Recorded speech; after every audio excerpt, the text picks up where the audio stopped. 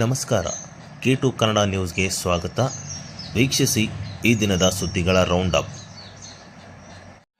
ಜೊತೆಗೆ ಕರ್ನಾಟಕ ರಕ್ಷಣಾ ವೇದಿಕೆ ಶಿವರಾಮಗೌಡರ ಬಣದಿಂದ ರಾಯಚೂರು ಜಿಲ್ಲೆಗೆ ಏಮ್ಸ್ ಮೇಕೆದಾಟು ಯೋಜನೆ ಸೇರಿ ಮರಾಠಿಗರ ಪುಂಡಾಟಿಕೆ, ಕನ್ನಡಿಗರ ಮೇಲೆ ಪರಭಾಷಿಗರ ದಾಳಿ ನಿಲ್ಲಬೇಕು, ಕನ್ನಡಿಗರಿಗೆ ಉದ್ಯೋಗ ನೀಡಬೇಕು ಎಂದು ನಡೆಯುವ ಕರ್ನಾಟಕ ಬಂದ್ ಹಿನ್ನೆಲೆ ಜಿಲ್ಲೆಯ ಎಲ್ಲ ವ್ಯಾಪಾರಸ್ಥರು, ಅಂಗಡಿ ಮುಂಗಟ್ಟುಗಳು ಸ್ವಯಂ ಪ್ರೇರಿತ ಬಂದ್ ಮಾಡಬೇಕು ಎಂದು ಕರ್ನಾಟಕ ರಕ್ಷಣಾ ವೇದಿಕೆ ಮುಖಂಡ ಅಶೋಕ್ ಜೈನ್ ಅವರು ಅಂಗಡಿಗಳಿಗೆ ತೆರಳಿ ಮಾಲೀಕರಿಗೆ ಕನ್ನಡ ಬಣ್ಣದ ಹೂ ನೀಡಿ ಸ್ವಯಂ ಪ್ರೇರಿತ ಬಂದ್ ಮಾಡುವಂತೆ ಮನವಿ ಮಾಡಿದರು.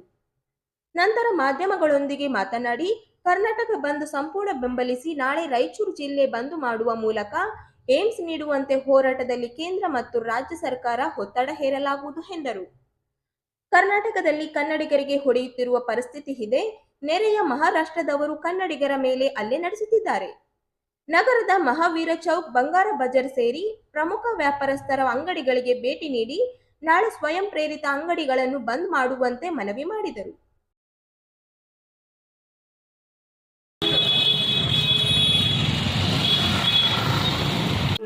ನಮ್ಮ ಕರ್ನಾಟಕಕ್ಕೆ GST ಕೊಡೋದಿಲ್ಲ ಕೇಂದ್ರ ಸರ್ಕಾರ. ಆಯವ್ಯಯದಲ್ಲಿ ಅದು ಕೂಡ ಮಲ್ತಾಯಿ ಧೋರಣೆ, ಇಂಥದ್ದು ಹಲವರಿಸಬೇಕು. ದಯವಿಟ್ಟು ನಾಳೆ ಬಂದ್ ಮಾಡ್ತೀರಲ್ಲ ಸರ್,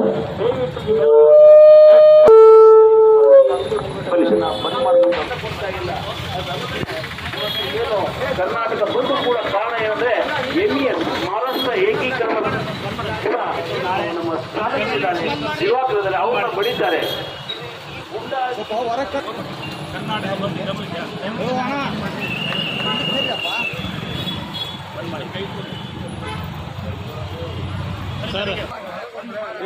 ನಡೀತಾ ಇದೆ. ಕರ್ನಾಟಕದ ಮಾಡಬೇಕು, ನಮ್ಗೆ ಏಮ್ಸ್ ಆಸ್ಪತ್ರೆ ಬೇಕು. ಭಾಳ ದಿನದ ಹೋರಾಟ ಮಾಡ್ತಾ ಇದ್ದೀವಿ. ಕನ್ನಡಿಗರಿಗೆ ಉದ್ಯೋಗ ಕೊಡಿ ಕರ್ನಾಟಕ. ಆಮೇಲೆ BJP ಗೌರ್ಮೆಂಟ್ ಕೇಂದ್ರದಲ್ಲಿ ನಮ್ಮ ಬಂಧನ ಬೆಂಬಲಿಸಿ ನೀವು ನಮಗೆ ಬೆಂಬಲ ಮಾಡಬೇಕು. ಅಂಗಡಿ ಮಾಡಿ ನಮ್ಮ ಬೆಂಬಲಕ್ಕೆ ಸಪೋರ್ಟ್ ಮಾಡಿ. ನಮಗೆ ಏಮ್ಸ್ ಬೇಕು. ಕರ್ನಾಟಕಕ್ಕೆ ಸಿಕ್ಕ ಅನ್ಯಾಯ. 1043 ದಿನಗಳಿಂದ ಹೋರಾಟ ಮಾಡ್ತಾ ಇದ್ದೀವಿ. ನಿರಂತರವಾಗಿ ಓಟ್ ಮಾಡಿ ದಯವಿಟ್ಟು ಕರ್ನಾಟಕ ಬಂದಿದೆ. ರಾಯಚೂರನ್ನ ಬಂದ್ ಮಾಡೋದಕ್ಕೆ ತಮಗೆ ಹೂವು ಕೊಟ್ಟು ಸ್ವಾಗತ ಮಾಡಿ ಬಂಧನ ಕೇಳ್ತಾ ಇದ್ದೇವೆ. ಯಾರು ಕೂಡ ಇದು ಕರ್ನಾಟಕ ಬಂದ್ಗೆ, ರಾಯಚೂರು ಬಂದ್ಗೆ ಬೆಂಬಲಿಸಿ. ಇವತ್ತು ಸಾವಿರಾರು ದಿನಗಳಿಂದ ಏಮ್ಸ್ ಹೋರಾಟ ನಡೀತಿದೆ. ಮಹಾದಾಯಿ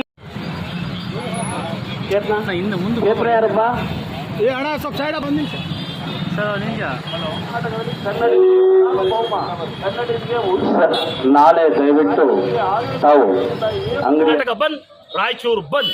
ಇವತ್ತು ಕರ್ನಾಟಕ ಬಂದ್ ಅನ್ನು ಬೆಂಬಲಿಸಿ ರಾಯಚೂರಲ್ಲಿ ಕೂಡ ಬಂದ್ ಮಾಡ್ತಾ ಇದ್ದೇವೆ. ಪ್ರಮುಖ ವಿಷಯ ನಮಗೆ AIIMS, All India Institute of Medical Science, ಭಾರತೀಯ ವೈದ್ಯಕೀಯ ವಿಜ್ಞಾನಗಳ ಸಂಸ್ಥೆ ಏಮ್ಸ್. ಇವತ್ತು 1044 ದಿನಗಳ ಹೋರಾಟ. ಈ ಭಾಗದ ರೋಗಗ್ರಸ್ತ ಜಿಲ್ಲೆಗೆ ಏಮ್ಸ್ ಆಸ್ಪತ್ರೆಯನ್ನು ಕೊಡಿ ಅಂತಕ್ಕಂಥ ಕೇಂದ್ರಕ್ಕೆ ಮನವಿ ಮಾಡ್ತಾ ಇದ್ದೇವೆ. ಎಲ್ಲದರಲ್ಲೂ ಕೇಂದ್ರ ನಮಗೆ ಅನ್ಯಾಯ ಮಾಡ್ತಾ ಇದೆ. ಇವತ್ತು ಈ ದೇಶದಲ್ಲಿ ಅತಿ ಹೆಚ್ಚು GST ಕಟ್ತಕ್ಕಂಥದ್ದನ್ನು ಕರ್ನಾಟಕ ರಾಜ್ಯ. ಆದರೆ ಇಲ್ಲಿ ಕಾಂಗ್ರೆಸ್ ಇದೆ ಅಂತಕ್ಕಂಥ ಸರಿಯಾಗಿ ಅನುದಾನ ನೀಡ್ತಾ ಇಲ್ಲ ಕೇಂದ್ರ ಸರ್ಕಾರ. ಮಲ್ತಾಯಿ ಧೋರಣೆ ಮಾಡ್ತಾ ಇದೆ. ಅದಲ್ಲದೆ ಏಮ್ಸ್ ಕೂಡ ಕೊಡ್ತಾ ಇಲ್ಲ. ಇದಕ್ಕೆ ಪ್ರಹ್ಲಾದ್ ಜೋಶಿಯವರ ಕುಮ್ಮಕ್ಕು ಕೂಡ ಇದೆ ಅಂತಕ್ಕಂಥ ಹೇಳ್ತಾ ಇದ್ದೀನಿ. ಹಾಗಾಗಿ ಇವತ್ತು ಹಲವಾರು ವಿಷಯಗಳಿದ್ದಾವೆ. ನಮಗೆ ಏಮ್ಸ್ ಆದರೆ MES ಗುಂಡಗಳು, MES ಏನು ಪುಂಡ್ರ ಬೋಗರಿಗಳಿದಾರಲ್ಲ, ಈ ರೌಡಿಗಳು ನಮ್ಮ ಮೇಲೆ ಹಲ್ಲೆ ಮಾಡ್ತಾರೆ. ನಮ್ಮ ಬಸ್ ಕಂಡಕ್ಟರ್ಗೆ ಬಡಿತಾರೆ, ನಮ್ಮ ಬಸ್ ಡ್ರೈವರ್ಗೆ ಬಡಿತಾರೆ. ಅದಕ್ಕೆ ಇವರು ಕುಮ್ಮಕ್ಕ ಕೊಡ್ತಕ್ಕಂಥ ಅದು ಯಾವುದೇ ಪಕ್ಷದ ರಾಜಕಾರಣಿಗಳಾಗಲಿ, ಯಾವುದೇ ಪಕ್ಷದ ಜನಪ್ರತಿನಿಧಿಗಳಾಗಲಿ ನೀವು ಬೆಂಬಲ ಕೊಡೋದು ನಿಲ್ಲಿಸಿ. ಇಲ್ಲಾಂದರೆ ರಾಜೀನಾಮೆ ಕೊಟ್ಟು ಮನೆಗೆ ಹೋಗಿ. ಪದೇ ಪದೇ ಅವರು ನಮ್ಮನ್ನು ಖ್ಯಾತೆ ತೆಗೆಯೋದಕ್ಕೆ ನೀವೇ ಕಾರಣಕರ್ತರು. ಬೆಳಗಾವಿಯ ಎಲ್ಲ ಜನಪ್ರತಿನಿಧಿಗಳು, ಮಂತ್ರಿಗಳು ಬಂದಿರಾ. ನೀವು ಇನ್ಮೇಲೆ ಹುಷಾರಾಗಿ, ಯಾವುದಕ್ಕೂ ನಾವು ಸುಮ್ಮನೆ ಇರೋದಿಲ್ಲ ಅಂತಕ್ಕಂಥ ಮನಗಾಣಬೇಕು. ಇವತ್ತೇನು ಕುಡಿಯೋ ನೀರಿನ ಯೋಜನೆ ಇದೆ, ಮಹಾದಾಯಿ ಕಳಸಾ ಬಂಡೂರಿ ಕುಡಿಯೋ ನೀರಿನ ಯೋಜನೆ ವರ್ಷಗಳಾಯಿತು, ಇವತ್ತಿಗೂ ಜಾರಿ ಇಲ್ಲ. ಮೇಕೆದಾಟು, ಇವತ್ತು ರಾಜ್ಯ ಸರ್ಕಾರ ಮೇಕೆದಾಟು ಕುಡಿಯೋ ನೀರಿನ ಯೋಜನೆ ಮಾಡ್ತೀವಿ ಅಂತ ಅಧಿಕಾರ ಬಂದಿದ್ದೀರಾ. ಇವತ್ತಿಗೂ ಮೇಕೆದಾಟಿಗೆ ನೀವು ಪ್ರಾರಂಭ ಮಾಡಿಲ್ಲ. ಯಾಕೆ ಮಾಡಿಲ್ಲ ಅಂತಕ್ಕಂಥ ಪ್ರಶ್ನೆ ಮಾಡ್ತೀವಿ. ಇವತ್ತು ಗಡಿ ಭಾಗದ ಜಿಲ್ಲೆಗಳ ಅಭಿವೃದ್ಧಿ ಆಗಬೇಕು, ಕಲ್ಯಾಣ ಕರ್ನಾಟಕ ಅಭಿವೃದ್ಧಿ ಆಗಬೇಕು. ಆಮೇಲೆ ಪ್ರತಿಯೊಂದು ವಿಚಾರಗಳನ್ನು ಕೂಡ ಈ ಹಲವಾರು ವಿಷಯಗಳನ್ನು ಬೇಡಿಕೆ ಇಟ್ಟು ಇವತ್ತು ಕನ್ನಡ ಪರ ಒಕ್ಕೂಟದ ವಾಟಾಳ್ ನಾಗರಾಜ್ ನೇತೃತ್ವದಲ್ಲಿ ಶಿವರಾಮೇಗೌಡರ ಕರ್ನಾಟಕ ರಕ್ಷಣಾ ವೇದಿಕೆ ರಾಯಚೂರಲ್ಲಿ ಬಂದ್ ಮಾಡ್ತಾ ಇದ್ವಿ. ಈ ಬಂದ್ಗೆ ನಾವು ಹೂವು ಕೊಟ್ಟು ಕೈ ಮುಗಿದು ಸ್ವಯಂ ಪ್ರೇರಿತವಾಗಿ ಬಂದ್ ಮಾಡಿ ನಮ್ಮ ಜೊತೆಗೆ ಬನ್ನಿ. ಬಂದ್ ಮಾಡ್ಕೊಂಡು ನೀವೆಲ್ಲೂ ಟೂರು ಪಿಕ್ನಿಕ್ ಹೋಗೋದು ಬೇಡ, ನಮ್ಮ ಹೋರಾಟಗಾರ ಜೊತೆಗೆ ಬನ್ನಿ. ದಯವಿಟ್ಟು ಬನ್ನಿ, ಈ ಹೋರಾಟವನ್ನು ಯಶಸ್ವಿ ಮಾಡೋಣ, ರಾಯಚೂರಿನ ಸ್ವಾಭಿಮಾನ ಅಭಿಮಾನ ತೋರಿಸೋಣ ಅಂತಕ್ಕಂಥ ನಿಟ್ಟಿನಲ್ಲಿ ಇವತ್ತು ಅವ್ರಿಗೆ ಮನವಿ ಮಾಡ್ತಾ ಇದ್ದೀವಿ. ಕರ್ನಾಟಕ ಸಂಘಟನೆಗಳು ಬೆಂಬಲ ನೀಡ್ತಾ ಇಲ್ಲ, ಸತ್ಯವಾದ ಮಾತು. ನಿಮ್ಮ ಗಮನಕ್ಕಿದೆ, ನಾರಾಯಣಗೌಡ ಹೇಳಿದ್ದಾರೆ ನಾನು ಬೆಂಬಲ ಕೊಡೋದಿಲ್ಲ, ಪ್ರವೀಣ್ ಶೆಟ್ಟಿ ಹೇಳಿದ್ದಾರೆ ನಾನು ಬೆಂಬಲ ಕೊಡೋದಿಲ್ಲ. ನೀವು ಕನ್ನಡಿಗರಲ್ವಾ, ಕನ್ನಡ ಹೋರಾಟಗಾರಲ್ವಾ? ನಿಮಗೆ ಸ್ವಯಂ ಇಚ್ಛಾಶಕ್ತಿ ನಾನಿರಬೇಕು, ನಾನೇ ಈ ಕನ್ನಡ ಪರ ಸಂಘಟನೆಗಳಿಗೆ ದೊಣ್ಣೆ ನಾಯಕ ಅಂತದನ್ನು ತಲೆಯಿಂದ ತೆಗೆದುಬಿಡಿ. ಎಲ್ಲರೂ ಒಗ್ಗಟ್ಟಾಗಬೇಕು. ಇದು ಬಿಟ್ಟುಬಿಡಿ. ಇವತ್ತು ವಾಟಾಳ್ ನಾಗರಾಜ್ ಅವರಿಗೆ 50 ವರ್ಷದಿಂದ ಹೋರಾಟ ಮಾಡ್ತಾ ಇದ್ದಾರೆ. ಅವ್ರಿಗೆ 50 ವರ್ಷದ ಅನುಭವ ಇಲ್ಲ ನಿಮಗೆ ಹೋರಾಟದು. ಅಂಥ ಮಹಾನ್ ನಾಯಕನ ಜೊತೆ ಬರೋದಿಲ್ಲ ಅಂದರೆ ನಿಮ್ಮನ್ನು ನಾವು ಯಾವ ರೀತಿ ಕನ್ನಡದ ಹೋರಾಟಗಾರ ಅನ್ನಬೇಕು ಅಂತಕ್ಕಂಥ ಪ್ರಶ್ನೆ ನೇರವಾಗಿ ಮಾಡ್ತಾ ಇದ್ವಿ. ನಿಮಗೆ ನಾಚಿಕೆ ಬರಬೇಕು. ಇವತ್ತು ಏನು ಅನ್ಯಾಯ ಆಗ್ತದೆ ಕರ್ನಾಟಕದ ಮೇಲೆ ಅಂತ ನಾವು ಬೀದಿಗಳು ಹೋರಾಟ ಮಾಡಿದರೆ ನಾನು ಬೆಂಬಲ ಕೊಡೋದಿಲ್ಲ ಅಂತೀರಲ್ಲ, ಯಾವ ಒಂದು ಧೈರ್ಯದಿಂದ ಹೇಳ್ತೀರೇ? ಜನ ನಿಮ್ಮನ್ನು ಕ್ಷಮೆ ಮಾಡೋದಿಲ್ಲ. ನೀವು ಕನ್ನಡ ಹೋರಾಟಗಾರ ಅಲ್ಲ ಅಂತಕ್ಕಂಥ ಈ ಸಂದರ್ಭ ಹೇಳಕ್ಕೆ ಇಷ್ಟಪಡ್ತಾರೆ.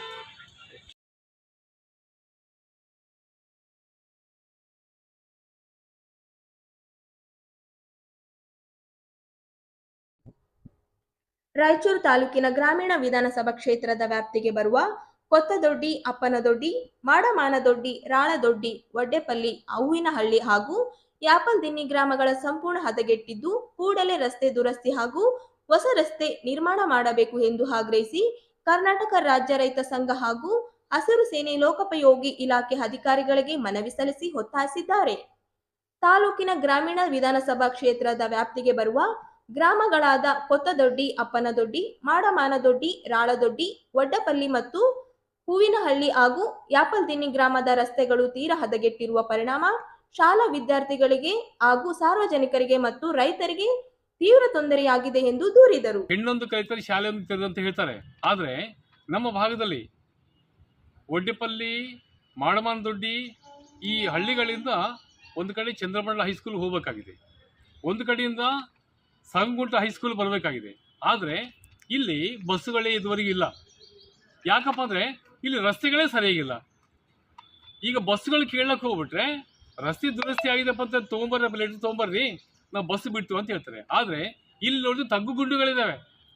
ಸುಮಾರು 20 ವರ್ಷಗಳ ಹಿಂದೆ ಹಾಕಿದಂಥ ಒಂದು ಮಾಡಮಾನದೊಡ್ಡಿ ಟು ಇದು ಅಪ್ಪನದೊಡ್ಡಿ ರಸ್ತೆ ಇದುವರೆಗೂ ರಿಪೇರಿ ಆಗಿಲ್ಲ. ಅಂದಾಗ ಬಸ್ಸುಗಳು ಹೆಂಗೆ ಬರ್ತವೆ? ನಿಮ್ಗೆ ಗೊತ್ತಿರಬೇಕು, ಇತ್ತೀಚೆಗೆ ಒಂದು ಮಗು ಶಾಲೆಗೆ ಹೋಗ್ತಕ್ಕಂಥ ಮಗು ಚಂದ್ರಬಂಡ ರಸ್ತೆಯಲ್ಲಿ ಗಾಡಿ ಬಿದ್ದು ಸತ್ತೋಗ್ಬಿಡ್ತು.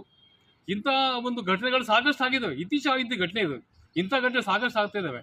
ವಿಶೇಷವಾಗಿ ಈ ಚಂದ್ರಬಂಡಕ್ಕಾಗಲಿ ಅಥವಾ ಸಾಗುಗುಟ್ಟಕ್ಕೆ ಸುಮಾರು 6 ಕಿಲೋಮೀಟರ್ವರೆಗೆ ಮಕ್ಕಳು ನಡ್ಕೊಂಡು ಹೋಗ್ತಾರೆ.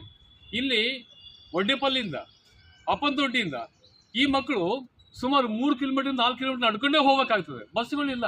ದಯವಿಟ್ಟು ಮನವಿ ಮಾಡ್ಕೊಳ್ಳಿ, ಏನಪ್ಪ ಅಂದರೆ ಇದ್ದಂಥ ರಸ್ತೆಗಳನ್ನು ರಿಪೇರ್ ಮಾಡಿರಿ, ಇಲ್ಲದ ರಸ್ತೆಗಳನ್ನು ಹಾಕಿಕೊಡ್ರಿ, ಮಕ್ಕಳಿಗೆ ಮತ್ತು ರೈತರಿಗೆ ಅನುಕೂಲ ಮಾಡಿಕೊಡ್ರಿ. ಮಕ್ಕಳು ಶಾಲೆಗೆ ಹೋಗ್ತಾರೆ, ರೈತ ತಮ್ಮ ಬೆಳ್ಕೊಂಡಿರ್ತಕ್ಕಂಥ ಒಂದು ದವಸ ಧಾನ್ಯಗಳನ್ನು ಮಾರುಕಟ್ಟೆ ತರಲಿಕ್ಕೆ ಅನುಕೂಲ ಆಗುತ್ತೆ.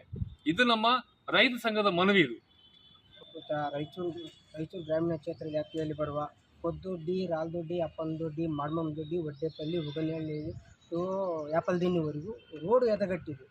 ಆದರೆ ಸರ್ ಇವಾಗ ಮಾಡಮಾನದೊಡ್ಡಿಗೆ ಅಂದರೆ ಬಸ್ಸೇ ಇಲ್ಲ ಸರ್. ಇವಾಗ ಮಾಡಮಾನದೊಡ್ಡಿಲಿದ್ದ 32 ಮಕ್ಕಳು ಇವತ್ತು ಸಾಗನಕೋಟೆಗೆ ನಡ್ಕೊಂತ ಹೋಗ್ತಾರೆ. ಅಪ್ ಆ್ಯಂಡ್ ಡೌನ್ ದಿನ 3-6 ಕಿಲೋಮೀಟರ್ ಆಗ್ತದೆ. ಅಲ್ಲಿ ಹೋಗ್ತಿದ್ರೆ ರೋಡೇ ಸರಿಗಿಲ್ಲ ಸರ್. ಇದುವರೆಗಾಗಿ ರೋಡೇ ಇಲ್ಲ. ಅದು ಸಲುವಾಗಿ ಸರ್ ನಾವು ಮೊನ್ನೆ ಡಿ ಸಾಹೇಬ್ರಿಗೆ ಕೊಟ್ಟಿವಿ, MP ಸಾಹೇಬ್ಗೂ ಕೊಟ್ಟಿವಿ, PW ಆಫೀಸ್ಗೂ ಕೊಟ್ಟಿವಿ ಸರ್. ಈ ಮುಂದೆ ನಾವು ರೈತ ಸಂಘದ ಒತ್ತಾಯ ನಮ್ಗೆ ಈ ರೋಡ್ ಜಲ್ದಿ ಮಾಡಿಕೊಡಿ ಅಂತಂದು ನಮ್ಮ ರೈತ ಸಂಘದಿಂದ ಒತ್ತಾಯ ಮಾಡಕತ್ತೀವಿ ಸರ್. ತಮ್ಮ ಹೆಸರು? ನಮ್ಮ ಹೆಸರು ಮಲ್ಲನಗೌಡ, ವಡ್ಡೆಪಲ್ಲಿ ತಾಲೂಕು.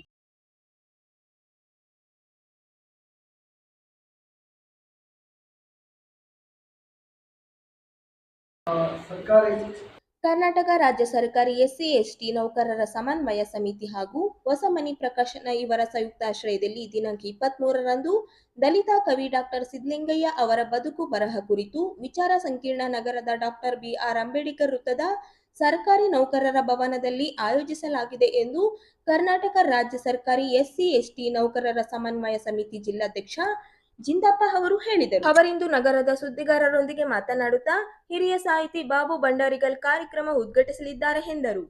ಕರ್ನಾಟಕ ರಾಜ್ಯ ಸರ್ಕಾರಿ SC ST ನೌಕರರ ಸಮನ್ವಯ ಸಮಿತಿ ಜಿಲ್ಲಾಧ್ಯಕ್ಷರಾದ ಜಿಂದಪ್ಪ ಅವರು ಕಾರ್ಯಕ್ರಮದ ಅಧ್ಯಕ್ಷತೆ ವಹಿಸಲಿದ್ದಾರೆ. ಯುವ ಕವಿ ಈರಣ್ಣ ಬೆಂಗಾಲಿ ಅವರು ದಲಿತ ಕವಿ ಡಾಕ್ಟರ್ ಸಿದ್ಲಿಂಗಯ್ಯ ಅವರ ಬದುಕು ಬರಹ ಕುರಿತು ಉಪನ್ಯಾಸ ನೀಡಲಿದ್ದು, ಅದೇ ರೀತಿ ಡಾಕ್ಟರ್ ಸಿದ್ಲಿಂಗಯ್ಯ ಅವರ ಸಾಮಾಜಿಕ ಹೋರಾಟ ಹಾಗೂ ಸಾಂಸ್ಕೃತಿಕ ಕೊಡುಗೆಗಳ ಬಗ್ಗೆ ಸಂಘದ ಜಿಲ್ಲಾಧ್ಯಕ್ಷ ಕೃಷ್ಣ ಶಾಂತಗೇರಿ, ತಾಯರಾಜ ಮರ್ಜಿಟರ್, ಮಹಾಜೇಶ್ ಋಣಾಧರ, ಕೆಜಿ ವಿದೇಶ, ಹಿಮಾಮುದ್ದೀನ್ ಮಡಗಿತ್ತು, ದೇವರಾಜ ಅಂಗಮ ಹಾಗೂ ಬಸವರಾಜ ನಾಯಕ ಅವರು ಆಗಮಿಸಲಿದ್ದಾರೆ. ಹೊಸಮನಿ ಪ್ರಕಾಶನ ಅಧ್ಯಕ್ಷದರ್ಶಿ ಅಸ್ಕರ್ ಅವರು ಪ್ರಸ್ತಾವಿಕೆ ನುಡಿ ಮತ್ತು ಉಪಸ್ಥಿತಿ ವಹಿಸಲಿದ್ದು, ಬಸವರಾಜ ಶಿಕ್ಷಕರು ಕಾರ್ಯಕ್ರಮ ನಿರೂಪಣೆ ಮಾಡಲಿದ್ದಾರೆ ಎಂದರು. ಈ ಕಾರ್ಯಕ್ರಮ ಮುಖ್ಯ ಅತಿಥಿಗಳಾಗಿ ಶ್ರೀ ಕೃಷ್ಣ ಶಾಂತಗೇರಿ, ಅಧ್ಯಕ್ಷರು, ಜಿಲ್ಲಾ ಸರ್ಕಾರ ಸಂಘ ರಾಯಚೂರು, ಶ್ರೀ ಮಾಂತೇಶ್ ಬಿಲ್ದಾರ್, ಶಿಕ್ಷಕರು, ನಿಕಟಪೂರ್ವ ಪ್ರಧಾನ ಕಾರ್ಯದರ್ಶಿಗಳು, ಕರ್ನಾಟಕ ಸರ್ಕಾರ ಸಂಘ ರಾಯಚೂರು, ಹಿಮೋನಿದ್ದೀನ್ ಮಾಳಿಗೇರಿ, ಹಿರಿಯ ಸಾಹಿತಿಗಳು ರಾಯಚೂರು, ದೇವರಾಜ್ ಬಿಂಗಂ, ಪ್ರಗತಿಪರ ಚಿಂತಕರು, ಸಮಾಜ ನಾಯಕ ರಾಯಚೂರು, ಅದೇ ರೀತಿಯಾಗಿ ಶ್ರೀ ತಾಯರಾಜ ಮರ್ಜಿಟರ್, ದಲಿತ ಸಾಹಿತ್ಯ ಪರಿಷತ್ ರಾಯಚೂರು, ಕೆಜಿ ವಿದೇಶ ಅಧ್ಯಕ್ಷರು, ಜಿಲ್ಲಾ ಕರ್ನಾಟಕ ಸೇವಾ ರಾಯಚೂರು, ಬಿ ಬಸವರಾಜ ನಾಯಕ್, ದೈಹಿಕ ಶಿಕ್ಷಕರು, ಸರ್ಕಾರ ಪ್ರೌಢಶಾಲಾ ಮಾಳಿಗೇರಿ, ಪ್ರಾಸ್ತಾವಿಕ ನುಡಿ ಉಪಸ್ಥಿತರು ಬಶೀರ್ ಅಹಮದ್ ಹೊಸಮನಿ, ಅಧ್ಯಕ್ಷರು ಹೊಸಮನಿ ಪ್ರಕಾಶ್ ರಾಯಚೂರು. ಅದೇ ರೀತಿಯಾಗಿ ಈ ಒಂದು ಕಾರ್ಯಕ್ರಮ ನಿರೂಪಣೆಯಾಗಿ ನಮ್ಮ ಶಿವ ಶಿಕ್ಷಕರನ್ನು ನಿರೂಪಿಸಿದ್ದಾರೆ. ಅದೇ ರೀತಿಯಾಗಿ ಈ ವಿಷಯ ಮಂಡನೆಯನ್ನು ಶ್ರೀ ಈರಣ್ಣ ಬೆಂಗಲ್, ಯುವ ಕವಿ ಮತ್ತು ವ್ಯಂಗ್ಯಚಿತ್ರಕಾರರು ರಾಯಚೂರು. ಮತ್ತು ವಿಷಯ ಅವರ ಬದುಕು ಮತ್ತು ಬರಹ, ಅದೇ ಡಾಕ್ಟರ್ ಸಿದ್ಧಲಿಂಗ ಅವರ ಬಗ್ಗೆ. ಡಾಕ್ಟರ್ ಸಿದ್ಧಲಿಂಗ ಬಗ್ಗೆ ಅವರ ಸಾಮಾಜಿಕ ಹೋರಾಟಗಳು ಹಾಗೂ ಸಾಂಸ್ಕೃತಿಕ ಕೊಡುಗೆಗಳ ಉಪನ್ಯಾಸಕರಾಗಿ ಅಪ್ಪಣ್ಣ ಮೇಟಿಗೌಡ, ಅಲ್ಲಪ್ಪ ಮೇಟಿಗೌಡ, ಪ್ರಧಾನ ಸಂಪಾದಕರು ಸಂಧ್ಯವಾಣಿ ಹಾಗೂ ಭಕ್ತನಾಡು ಪತ್ರಿಕೆಗಳ ರಾಯಚೂರು. ಇವರ ನಮ್ಮ ಡಾಕ್ಟರ್ ಸಿದ್ಧಲಿಂಗ ಬಗ್ಗೆ ಉಪನ್ಯಾಸವನ್ನು ನೀಡಲಿದ್ದಾರೆ. ಈ ಕಾರ್ಯಕ್ರಮಕ್ಕೆ ಎಲ್ಲ ನಮ್ಮ ಕರ್ನಾಟಕ ರಾಜ್ಯ ಸರ್ಕಾರ ಮತ್ತು ಎಸ್ಎಫ್ ಸಮಾಜದ ಪದಾಧಿಕಾರಿಗಳು, ಜಿಲ್ಲೆಯ ಎಲ್ಲರೂ ಇದನ್ನು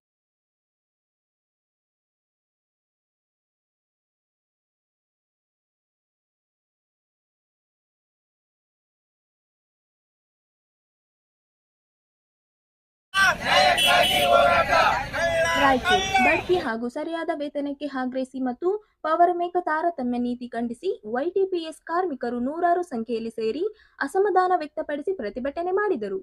ರಾಯಚೂರು ನಗರದ ಹೊರವಲಯದ ಯರ್ಮರ್ಸ್ ಬಳಿ ಇರುವ ವೈಟಿಪಿಎಸ್ ಕೇಂದ್ರದ ಮುಂದೆ ಪವರ್ ಮೇಕ್ ಕಂಪನಿ ವಿರುದ್ಧ ಅಸಮಾಧಾನ ವ್ಯಕ್ತಪಡಿಸಿ ಗೇಟ್ ಮುಂಭಾಗದಲ್ಲಿ ಆರ್ಮಿ ಕಂಪನಿಯ ವಿರುದ್ಧ ಘೋಷಣೆ ಕೂಗಿ ಪ್ರತಿಭಟನೆ ಮಾಡಿದರು. ಪವರ್ ಮೇಕ್ ಕಂಪನಿಯಿಂದ ಹೊರ ರಾಜ್ಯದ ಕಿರಿಯ ಕಾರ್ಮಿಕರಿಗೆ ಹೆಚ್ಚಿನ ವೇತನ ನೀಡಲಾಗುತ್ತಿದೆ. ಆದರೆ ಸ್ಥಳೀಯವಾಗಿ ಇರುವಂತಹ ಹಿರಿಯ ಕಾರ್ಮಿಕರಿಗೆ ಕಡಿಮೆ ವೇತನ ನೀಡುತ್ತಿದ್ದು, ಅದು ಕೂಡ ಸಮಯಕ್ಕೆ ಸರಿಯಾಗಿ ನೀಡುತ್ತಿಲ್ಲ. ಅದರ ಜೊತೆಗೆ ವಾರ್ಷಿಕ ಅಭ್ಯರ್ಥಿಗಳನ್ನು ಕೂಡ ನೀಡುತ್ತಿಲ್ಲ. ಇನ್ಕ್ರಿಮೆಂಟ್ ಸೇರಿ ಯಾವುದೇ ಸೌಲಭ್ಯಗಳನ್ನು ನೀಡುತ್ತಿಲ್ಲ. ವೈಟಿಪಿಎಸ್ ಕೇಂದ್ರದ ಒಳಗೆ ಕೆಲಸ ಮಾಡುವ ಕಾರ್ಮಿಕರಿಗೆ ಸೌಲಭ್ಯಗಳ ಕೊರತೆ.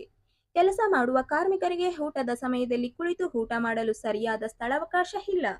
ಊಟ ಮಾಡುವ ಸ್ಥಳ ಧೂಳ್ಮಯವಾಗಿದ್ದು, ಕಾರ್ಮಿಕರು ಅದೇ ಧೂಳಿನಲ್ಲಿ ಊಟ ಮಾಡುವ ಪರಿಸ್ಥಿತಿ ಇದೆ. ಸರಿಯಾದ ಸೌಲಭ್ಯ, ವೇತನ ಬಡ್ತಿಗೆ ಆಗ್ರಹಿಸಿ ಪವರ್ ಮೇಕ್ ಕಂಪನಿ ವಿರುದ್ಧ ಧಿಕ್ಕಾರ ಕೂಗಿ ನೂರಾರು ಕಾರ್ಮಿಕರಿಂದ ಪ್ರತಿಭಟನೆ ಮೂಲಕ ಆಕ್ರೋಶ ಹೊರಲಾಯಿತು. ಇವಾಗ ನೀವೆಲ್ಲ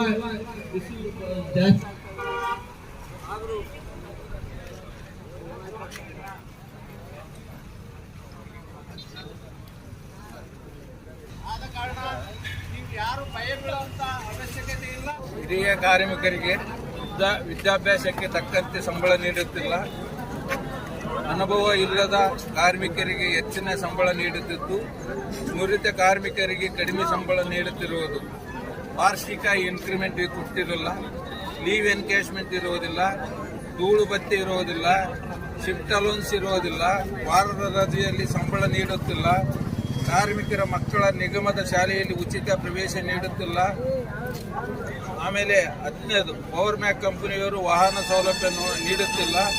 ಊಟ ಮಾಡಲು ಸರಿಯಾದ ಸ್ಥಳಾವಕಾಶವಿಲ್ಲ ಮತ್ತು ನಾವು ಕೆಲಸ ಮಾಡುವ ಏರಿಯಾ ಅನ್ಕಂಫರ್ಟೇಬಲ್, ಅಂದರೆ ಅಲ್ಲಿ ಧೂಳ ಮಿಶ್ರಿತವಾಗಿ ಅದನ್ನು ಸ್ವಚ್ಛವಾಗಿ ಇಟ್ಕೊಂಡಿಲ್ಲ. ನಮಗೆ ಕೆಲಸ ಮಾಡಲಿಕ್ಕೆ ಅಲ್ಲಿ ಕಷ್ಟ ಆಗ್ತಾ ಇದೆ. ಅದ್ರ ಬಗ್ಗೆ ಗಮನ ಇಲ್ಲ. ಕುಡ್ಲಿಕ್ಕೆ ನೀರಿಲ್ಲ, ಕುಡ್ಲಿಕ್ಕೆ ನೀರು ಕೂಡ ಕೊಡ್ತಾ ಇಲ್ಲ ಅವರು ಸರಿಯಾದ ರೀತಿಯಿಂದ. ನ್ಯಾಯ